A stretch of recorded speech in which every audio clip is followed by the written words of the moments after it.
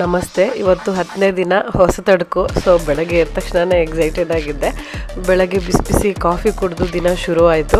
ತಿಂಡಿಗೆ ಹಿಂದಿನ ದಿನ ಮಾಡಿದ್ದು ಕಾಳು ಪಲ್ಯ ಏನಿತ್ತು ಅದಕ್ಕೆ ಸ್ವಲ್ಪ ಚಟ್ನಿ ಮಾಡಿ ಚಪಾತಿ ಮಾಡಿದ್ವಿ. ಸೊ ಅದನ್ನು ತಿಂಡಿಗೆ ತಿಂದ್ವಿ. ಅದಾದಮೇಲೆ 12 ಗಂಟೆ ಟೈಮಲ್ಲಿ ನಾನೊಂದು ಬಾಳೆಹಣ್ಣು ತಿಂದೆ.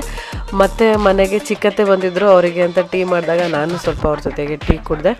ಮಧ್ಯಾಹ್ನಕ್ಕೆ ಹಿಂದಿನ ದಿನದ ಒಬ್ಬಟ್ಟಿನ ಸಾರಿತ್ತು, ಅದ್ರ ಜೊತೆ ಅನ್ನ ಮಾಡ್ಕೊಂಡು ತಿಂದ್ವಿ. ಮತ್ತು ಸಂಜೆ 5-6 ಗಂಟೆ ಟೈಮಲ್ಲಿ ಇನ್ನೊಂದು ಬಾಳೆಹಣ್ಣು ತಿಂದೆ. ರಾತ್ರಿ ಊಟಕ್ಕೆ ಹೊಸತಡ್ಕಿಂದ ಊಟ ಎಲ್ಲ ರೆಡಿಯಾಗಿತ್ತು.